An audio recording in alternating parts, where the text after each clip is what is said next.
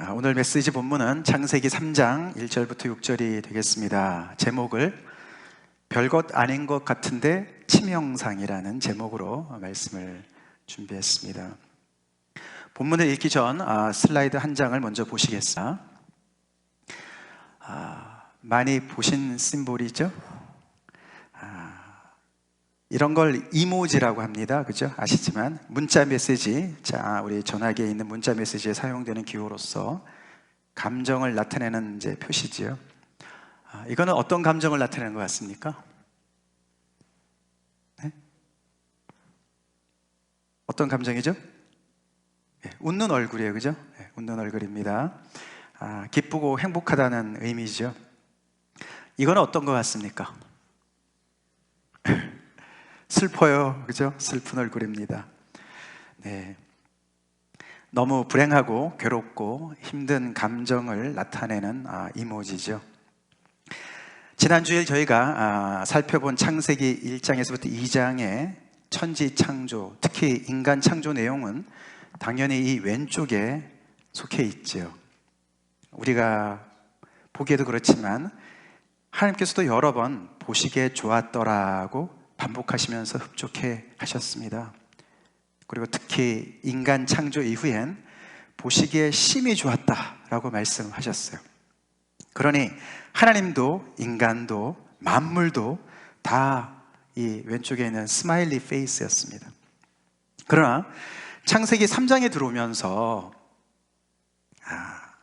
분위기가 완전 정반대로 바뀝니다. 3장 이후부터는 슬픈 얼굴에 어울리는 내용으로 가득 차 있습니다. 사실 이 정도의 슬픈 얼굴만으로는 그 고통을 표현하기에는 턱도 없이 부족하지요. 하나님의 걸작품으로 창조된 첫 커플 아담과 하와에게 무슨 일이 벌어졌는지, 그들은 따뜻한 봄날 같던 인생이 바뀌어 찬바람 쌩쌩 불고 꽁꽁 얼어붙은 겨울날을 맞이한 듯 너무도 불행한 모습으로 3장 후반에 나타납니다. 그들은 부끄러움을 느끼고 가리는 사이가 되었고 하나님을 피해 도망치는 존재가 되었는데 그 이유는 두려움 때문이었으며, 좋아 죽겠다고 했던 사이가 서로를 비난하고 책임 전가하며 갈등을 일으키는 사이로 바뀌었고 원수가 존재하게 되었고 수고와 땀, 고통이 찾아왔으며 가시덤불과 엉겅퀴가 여기저기 자라는 열악한 환경에 놓이게 되었고 그 수고의 끝이 죽음인 신세로 전락했다고 기록하고 있습니다. 참으로 그들의 신세가 높은 하늘에서 낮은 땅바닥으로 추락했다고 해도 충분치 않을 정도로 상상을 초월하는 변화가 일어났습니다. 도대체 그 사이에 무슨 일이 벌어진 건가요? 무슨 대단한 일이 벌어진 것이죠. 그걸 설명하는 부분이 바로 오늘 본문이 되겠습니다. 우리 각자 편한 언어로 함께 읽어보겠습니다. 다 같이 읽겠습니다. 시작. 그런데 뱀은 여호와 하나님이 지으신 들짐승 중에 가장 간교하니라. 뱀이 여자에게 물어 이르되 하나님이 참으로 너에게 동산 모든 나무의 열매를 먹지 말라 하시더냐. 여자가 뱀에게 말하되 동산 나무의 열매를 우리가 먹을 수 있으나 동산 중앙에 있는 나무의 열매는 하나님의 말씀에 너희는 먹지도 말고 만지지도 말라 너희가 죽을까 하노라 하셨느라. 뱀이 여자에게 이르되 너희가 결코 죽지 아니하리라. 너희가 그것을 먹는 날에는 너희 눈이 밝아져 하나님과 같이 되어 선악을 알 줄 하나님이 아심이라. 여자가 그 나무를 본즉 먹음직도 하고 보암직도 하고 지혜롭게 할 만큼 탐스럽기도 한 나무인지라. 여자가 그 열매를 따먹고 자기와 함께 있는 남편에게도 주매 그도 먹은지라. 아멘. 그 직후 상황을 그림으로 나타냈죠. 잘 보이시나요? 이 그림은 우리 유년부 아이들 매일 성경에서 따온 그림이에요. 주한이가 아마 잘 알 것 같은데요. 예. 무슨 일이 벌어졌습니까? 위에서 설명드린 비참한 결과를 초래하게 한 그 원인이 뭔가요? 그건 다름 아닌 하나님이 따먹지 말라는 열매를 따먹은 것이죠. 근데 참혹한 결과에 비해 그 원인이 너무 별것 같지 않아 보이지 않습니까? 금지한 열매 하나 따먹었는데 이렇게까지 되다니, 이렇게까지 하시다니, 이런 생각이 들지 않습니까? 오늘 본문을 대하면서 우리는 몇 가지로 놀라게 됩니다. 크게 세 가지만 살펴보기 원합니다. 첫 번째로 놀라운 사실은 인간의 상태가 완전 봄에서 겨울로 바뀐 것이 이토록 별것 아닌 것 같은 행동으로 초래되었다는 것이에요. 원인에 비해서 결과가 비대칭으로 크게 느껴지는 것이죠. 아담과 하와 자신들도 별것 아닌 것으로 여기고 따먹었는지는 우리가 나중에 만나서 물어봐야 알겠지만 적어도 우리에겐 오늘 본문이 그렇게 보입니다. 저는 바로 그것이 이 본문이 우리에게 전달하고자 하는 메시지 중에 핵심이라고 생각이 듭니다. 자신의 존재를 가능케 하신 창조주 하나님과의 사이가 소원해지고 멀어지고 살아가는 사람 간의 관계가 깨진 것이 뭔가 대단하게 보이는 사건으로 시작되지 않았습니다. 진짜 하나님이 이래서 먹지 말라고 겁을 주셨단 말이야? 하나님의 이면에 이런 것이 있었어? 라는 조그만 의심, 소량의 의심으로 출발했습니다. 근데 놀랍게도 그것이 순식간에 자라나서 관계 전체를 뒤엎습니다. 마치 적은 양의 누룩이 큰 덩이 전체를 부풀리게 하듯이 말입니다. 하와가 그 의심을 초반에 그럴 리 없어 라고 뿌리쳤으면 얼마나 좋았을까요? 근데 그렇게 하지 못했어요. 그러니 그 의심이 금방 자라나 6절에서와 같이 그가 보는 세상이 온통 뒤바뀌었습니다. 6절에 여자가 그 나무를 본즉 먹음직도 하고 보암직도 하고 지혜롭게 할 만큼 탐스럽기도 한 나무인지라. 여자가 그 열매를 따먹고 자기와 함께 있는 남편에게도 주매 그도 먹은지라. 안 보이던 것이 갑자기 보이기 시작합니다. 그리고 하나님이 심각하게 경고의 말씀을 주셨는데도 그걸 과감하게 범합니다. 그렇게 해서 그들은 유혹자의 말대로 하나님과 같이 되었습니다. 즉 하나님이 엄히 명하신 말씀도 상관없고 하나님의 존재도 그리고 지금껏 받은 은혜도 다 팽개치고 스스로의 판단에 따라 행동을 하는 존재가 되었다는 것이죠.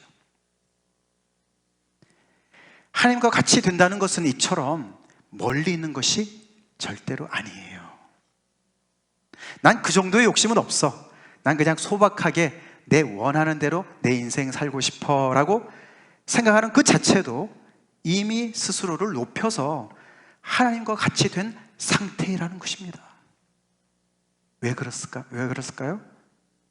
뭐가 좋고 뭐가 나쁜지, 즉 선악을 내 스스로 결정해 버렸기 때문에 그렇습니다. 하나님과 상관없이 내가 결정을 하는 것이에요. 그것이 하나님과 같이 되었다고 하는 것이죠. 우리 잠언서 3장 5절 6절 너는 마음을 다하여 여호와를 신뢰하고 내 명철을 의지하지 말라. 너는 범사의 그를 인정하라. 그리하면 내 길을 지도하시리라. 우리가 마음을 다해서 여호와를 신뢰하기가 쉽지 않습니다. 우리의 범사에 그 하나님을 인정하는 것이 쉽지 않습니다. 그렇게 안 할 때 우리도 모르는 사이에 우리는 하나님 노릇을 하고 있는 것이야. 최종 권위와 결정을 하나님께 맡기실 수가 있습니까? 특히 선악의 기준을요. 인간이 하나님과 같이 될 수 있다는 것이 인간에게 유혹거리가 되는 이유가 하나님의 형상대로 하나님을 닮게 창조된 존재이기 때문이라는 것이 정말 역설적이지 않습니까? 이게 아무에게나 유혹거리가 되는 것이 아닙니다. 예를 들어서 포켓몬 카드가 저한테는 유혹이 안 돼요. 그러나 우리 주한이는 아마 좋아할 거예요. 포켓몬 카드 좋아하지? 그럼요. 그 좋은 거 막 서로가 준우랑 같이 막 게임하면서 갖고 싶겠죠. 유혹이 되죠. 근데 저한테는 유혹이 안 됩니다. 마찬가지로 우리가 이사야서 1장 3절에 보면은 소는 그 임자를 알고 나귀는 그 주인의 구유를 알건만은 이스라엘은 알지 못하고 나의 백성은 깨닫지 못하는도다 라는 말씀이 나옵니다. 여기서 이렇게도 볼 수 있어요. 소와 나귀는 창조 질서를 잘 지키긴 하지만 소와 나귀는 하나님과 같이 되고자 하는 유혹거리가 되지 못하는 거예요. 그들은 하나님의 형상대로 지음받지 않았기 때문에 그렇습니다. 하나님께서 인간을 너무도 존귀한 존재로 창조해 놓으셔서 인간이 하나님의 자리까지 탐하는 것이라는 거예요. 그래서 착각하기가 쉬운 거예요. 손만 뻗으면 하나님과 같이 될 것 같은 착각이 들 정도로 하나님과 닮은 존재로 지음받은 것이 오히려 유혹거리가 된다는 것이 정말로 역설적이지 않습니까? 이것이 하나님의 잘못입니까? 인간의 배은 망덕입니까? 우리는 너무나도 잘합니다. 우리가 잘하는 영역에서, 자신 있는 영역에서 우리는 넘어집니다. 어떤 분이 이런 말을 했습니다. 인간의 가장 위대한 믿음의 선언은 바로 나는 하나님이 아니다 라고 선언하는 것이라는 거예요. 뭐 믿음이라는 게 별거 없다는 거예요. 내가 하나님이 아닌 것을 알고 인정하고 고백하는 게 진짜 믿음의 첫걸음이라는 것이에요. 누구나 다 알고 있는 상식 수준 같아 보여도 그거를 우리가 잘 못해서 인생 속에 비참한 결과가 속출하고 있다는 것을 우리는 깨달아야만 합니다. 우리 안에 있는 여러 가지 산적한 문제 또한 어쩌면 바로 우리 각자가 하나님의 자리에 앉아 있기 때문에 파생되는 결과일 수 있다는 사실을 우리는 귀담아 들어야 됩니다. 범사의 하나님을 인정하는 겸손을 온전히 회복합시다. 두 번째로 놀라운 사실은 이 전 과정에서 외부 세력이 있었다는 사실인 거예요. 뱀으로 가장에 접근한 어둠의 세력, 사탄을 말합니다. 이 존재는 하와 내면 속에 있었던 어떤 어두운 마음의 투영이 아니에요. 독립된 외부 침입자였다는 것이에요. 우리는 이 존재에 대해 과민한 반응을 해서도 안 되지만 무지해서는 더더욱 안 되겠습니다. 깨어서 유혹자의 소리를 분별해내는 지혜가 필요합니다. 왜냐하면 그 소리를 초반에 격퇴하지 않으면 걷잡을 수 없이 상황이 악화일로에 놓이기 때문에 그렇습니다. 요한복음 10장 10절에 같이 한번 읽어보겠습니다. 시작.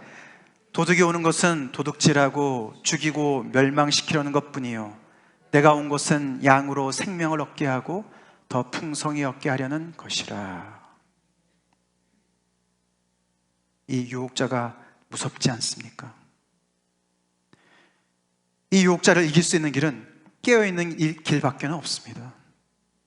하와가 이미 들은 하나님의 말씀을 기억하고 그 순간에 하나님께 문의하고 기도하고 지금까지 받은 하나님의 은혜와 사랑에 감사하는 마음이 있었다면 쉽게 유혹자의 말을 퇴치할 수 있었을 것이에요.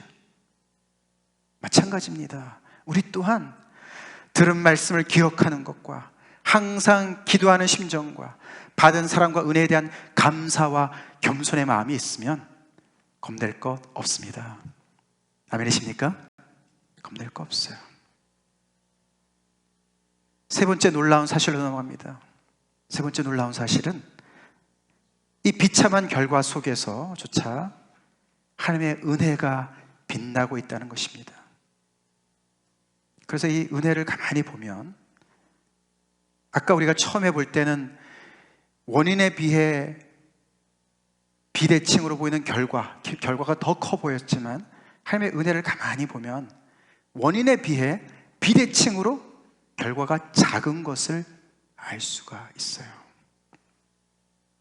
인간 관점에서 눈을 돌려 하나님의 입장을 생각해 본다면 이거는 배신이자 반역이 아닐 수 없죠.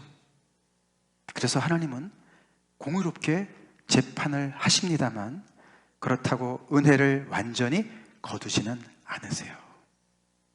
그래서 그 결과가 비대칭으로 작은 거예요. 죽는다고 했는데도 여전히 호흡하고 살아있어요. 물론 그들에게는 많은 고통과 정말 그 에덴 동산에서 쫓겨나는 어떤 그런 결과는 있었지만 우리가 13장 15절에 보면은 하나님은 그들에게 소망을 주십니다. 내가 너로, 뱀에게 얘기하는 것이죠. 내가 너 뱀으로 여자와 원수가 되게 하고 내 후손도 여자의 후손과 원수가 되게 하리니 여자의 후손은 내 머리를 상하게 할 것이요 너는 그의 발꿈치를 상하게 할 것이니라 하시고, 즉 여자의 후손 곧 메시아를 약속해 주십니다. 그리고 그들이 부끄러워서 가리기 위해서 자구책으로 구한 무화과나무 잎 대신에 가죽옷을 해 입히지 않으셨습니까? 이처럼 파보면 파볼수록 그 원인이 엄청난 것이었는데 거기에 대한 결과로 이렇게 하나님은 은혜를 거두지 않으시고 그들에게 여전히 소망을 주시는 것을 봅니다. 인간의 참 문제는 하나님과 같이 되려고만 하지 뒷감당할 실력이 전혀 없다는 게 그들의 문제예요. 그래서 문제 해결책은 전적으로 하나님으로부터 와야만 합니다. 믿습니까? 그렇습니다. 그래서 하나님께서 여자의 후손을 약속해 주셨고, 그래서 그들에게 동물을 죽여서 거기서 가죽을 얻어서 가죽 옷을 해 입히셨어요. 그들의 부끄러움을 가리시기 위해서. 어제 노아 홍수 이야기의 결론부인 9장 말씀을 다들 묵상하셨을 줄로 믿습니다만 거기에는 하나님의 엄유하신 심판만 있지 않았습니다. 구원과 소망도 있었고, 그리고 변치 않은 하나님의 신실하신 은혜와 무지개의 언약의 약속이 또한 함께 했습니다. 그것이 가능하기 위해 인간의 죄짐을 감당하시느라 마음이 아리신 아픈 사랑을 하시는 하나님의 고뇌가 같이 갑니다. 하나님이 한탄을 하시죠. 후회를 하신다, 이런 표현이 나옵니다. 그만큼 하나님은 그들을 사랑하시는데 너무너무 아파요. 에이킹해요. 이 소망을 살려놓기 위해서, 메시아를 보내주기 위해서, 구원이 가능하게 하기 위해서 하나님은 그들의 죄악을 떠 안으시는 것이죠. 그 하나님의 모습이 오늘 본문에 이미 여자의 후손에 대한 약속과 가죽 옷에서 나타나 있습니다. 그러니 이 하나님의 마음은 그만 아프게 하고 우리 모두 그분의 품 안으로 돌아갑시다. 이사야서 1장 4절에 슬프다 범죄한 나라요 허물진 백성이요 행악의 종자요 행위가 부패한 자식이로다. 그들의 여호와를 버리며 이스라엘 거룩하신 이를 만홀히 여겨 멀리하고 물러갔도다. 제가 이사야서를 많이 오늘 인용하는데 지난주에 우리가 성경 공부한 내용과 연결해서 그렇습니다. 인간의 모든 문제는 이 거룩하신 하나님을 등지고 떠난 데 있다는 거예요. 여러분 그거 믿으십니까?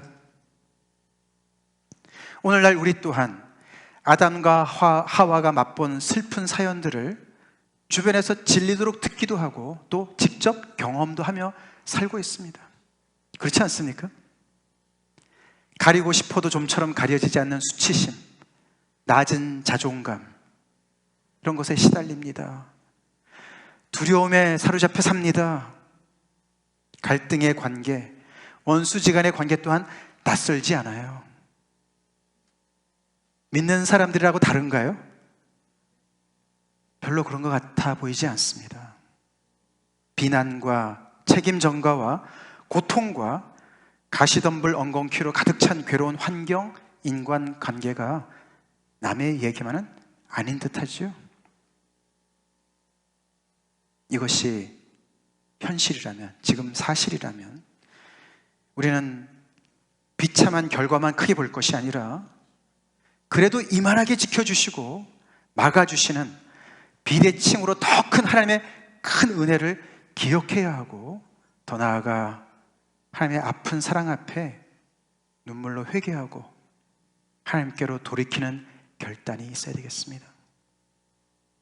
마무리하겠습니다. 창세기 3장의 사건은 아담과 하와에게만 일어난 이례적 사건이 아닙니다. 언제나 누구에게나 발생할 수 있고 지금도 일어나고 있는 별것 아닌 것 같은데 치명적인 사건이에요. 누구에 의해서나, 목사라도 예외가 아닙니다. 하나님과 같이 되려는 것이 밥 먹듯 자행될 수 있다는 사실에 우리는 경각심을 가져야 되고 스스로를 겸허하게 살피는 은혜가 있어야 되겠습니다. 우리가 다 같이 깨어있기 위해 다음의 말씀을 같이 마음에 새깁시다. 같이 읽겠습니다. 시작. 누구든지 나를 따라오려거든 자기를 부인하고 자기 십자가를 지고 나를 따를 것이니라. 너희는 성령을 따라 행하라. 그리하면 육체의 욕심을 이루지 아니하리라. 아멘. 우리 자신을 신뢰하지 말고 우리 구주 예수님을 따라갑시다. 우리 육체의 소욕을 따르지 말고 성령님을 따라 순종합시다. 그래서 발바닥에서 머리까지 성한 곳이 없이 상한 우리 몸과 마음에 하나님의 치유함이 임하는 복된 2020년이 되길 간절히 축복하며 기도합니다. 다 같이 기도하시겠습니다.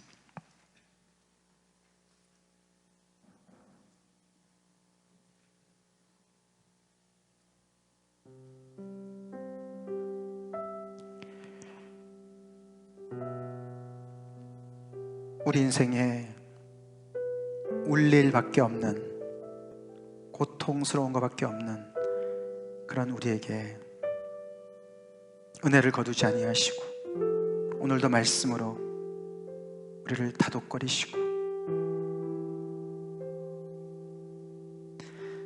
내가 있잖아, 너가 가지고 있는 문제보다 내가 크고 너를 괴롭게 하고 너를 유혹하는 사단의 권세보다 큰 내가 있잖아, 내 은혜가 있잖아, 나에게 돌아와, 내가 내 품에 있으면 안전해 라는 하나님의 음성을 우리 모두 들읍시다.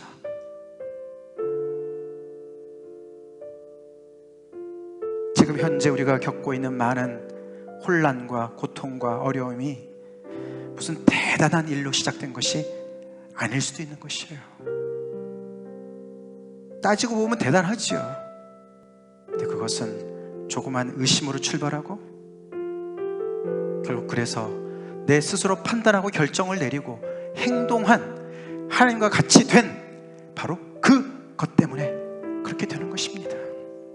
하나님을 밀어내는 것입니다. 여호와를 인정하지 않습니다. 내 판단이 최종입니다. 거기서 우리는 돌이키는 것이 회개입니다. 아무리 힘들어도 그 우리의 원인보다도 문제보다도 비대칭으로 더 큰 하나님의 은혜를 기억합시다. 그 하나님 앞에 우리 어린아이처럼 있는 모습 그대로 나옵시다. 우리 개인적으로, 교회적으로 우리 하나님의 치유가 필요합니다. 하나님, 이 새해에 둘째 주입니다. 2020년 들어서 두 번째 주입니다.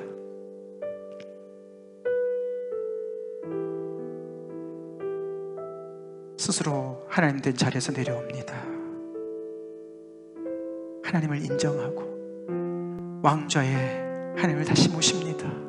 항복합니다. 저를 다스려 주십시오. 우리를 다스려 주십시오. 다 같이 우리 함께 기도하시겠습니다.